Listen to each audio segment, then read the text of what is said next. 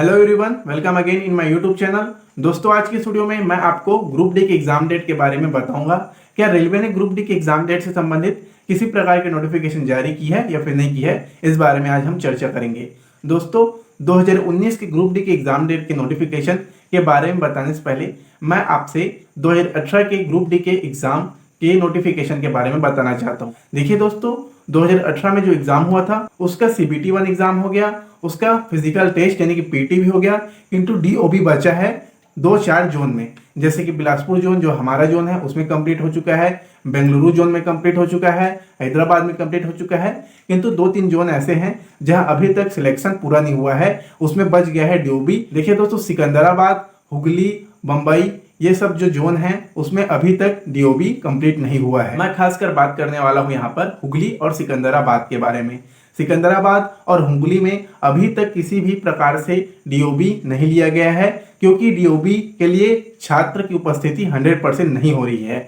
यहाँ पर सिर्फ और सिर्फ 40% ही अटेंडेंस आ रहा है। ऐसा क्यों हो रहा है, यह जानना बहुत ज्यादा महत्वपूर्ण है। देखिए दोस्तों, सन 2018 में ग्रुप डी का एग्जाम हुआ था। हमारे बिलासपुर जोन में तो 2019 के शुरुआती महीने में ही इसका रिजल्ट आ गया, फिर कुछ दिनों बाद PT हुआ और उसके कुछ दिनों बाद DOB भी हो गया, और 2019 के आखिरी में सभी को अपना वैकेंसी मिल गया, यानी कि सभी जॉब में लग गए। लेकिन हुगली और सिकंदराबाद में ऐसा नहीं हुआ, वहां बहुत टाइम लगाया गया।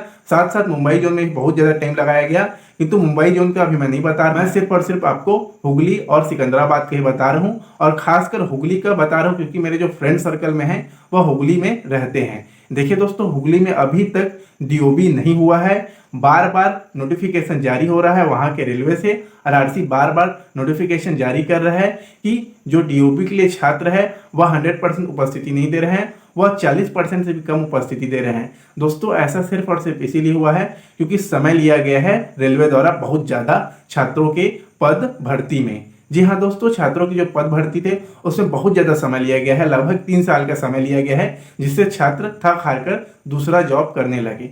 जी हाँ दोस्तों, सिर्फ और सिर्फ यही कारण है कि वहां DOB कंप्लीट नहीं हो रहा है। कैसे? क्योंकि कोई भी छात्र 1 साल, 1.5 साल, मुश्किल से 2 साल इंतजार करेगा, 3 साल इंतजार नहीं कर सकता। फिर वह यदि पढ़ने वाला छात्र है, यदि वह ग्रुप डी का एग्जाम निकाल सकता है तो कोई ना कोई और भी जॉब निकाल सकेगा। कम से कम SSC MTS का तो एग्जाम निकाल ही लेगा। ऐसी कई वैकेंसी निकले होंगे MTS के या फिर CHSL के, या फिर उनके राज्यों में वैकेंसी निकले होंगे, उनमें उनका सिलेक्शन हो गया, इसी वजह से वह ग्रुप डी का जॉब नहीं करना चाह रहे।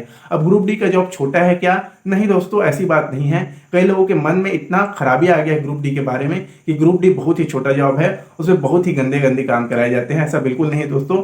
कई भाग है, कई एक वरीयता है, मतलब ऊपर में जैसे ट्रैकमैन का है, क्लार्की का है, ऐसी कई वरीयता के हिसाब से जॉब को बांटा गया है, किंतु एकदम ही छोटे छोटे जॉब नहीं होते।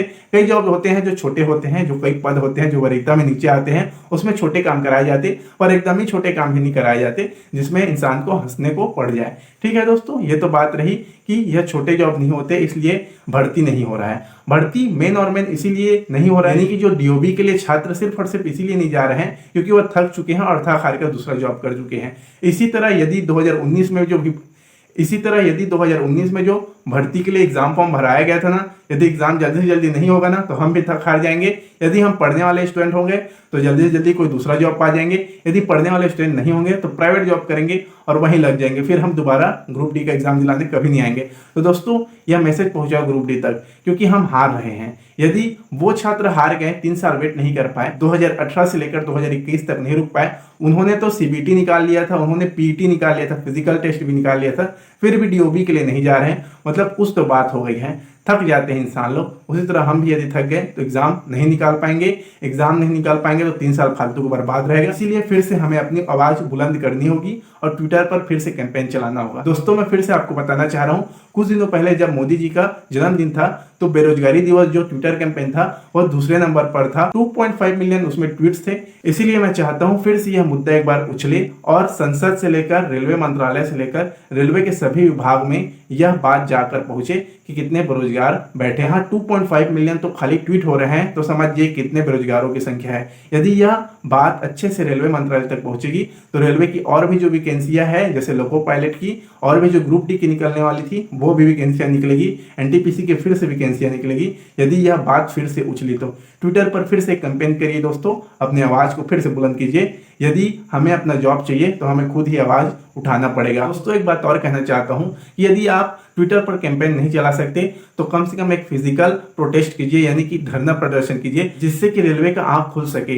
दोस्तों यह प्रदर्शन आपको किसी मोहल्ले किसी चौक पर नहीं करना है, यह प्रदर्शन आपको करना है रेलवे में जाकर। जो रेलवे स्टेशन है ना, वहां आपको जाना है और वहां जाकर एक प्रदर्शन करना है। यदि इस तरह के आप प्रदर्शन करते हो तो देख लेना रेलवे मंत्रालय की जो कान में जू नहीं रेंग रहे हैं ना, वो कैसे साफ रेंगेंगे। देख लेना दोस्तों, एक परिवर्तन आएगा और जल्दी से जल्दी ग्रुप डी का जो एग्जाम डेट नहीं निकला है वो जल्द से जल्द निकलेगा, क्योंकि रेलवे मंत्रालय अभी सो रहा है। अभी उसे चिंता नहीं है 1,15,00,000 लोगों की जिन्होंने फॉर्म भर के रखा है लगभग 3 साल से।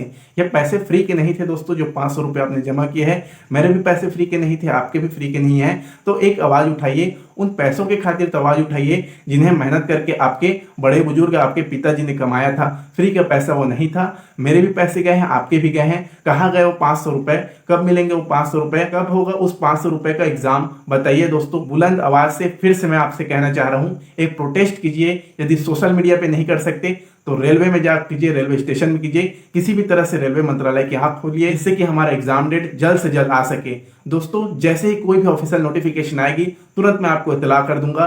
इसके लिए आप मेरे चैनल को सब्सक्राइब करके रखिए और मेरा हौसला बढ़ाने के लिए इस वीडियो को जरूर लाइक कीजिए। दोस्तों जय हिंद, जय भारत।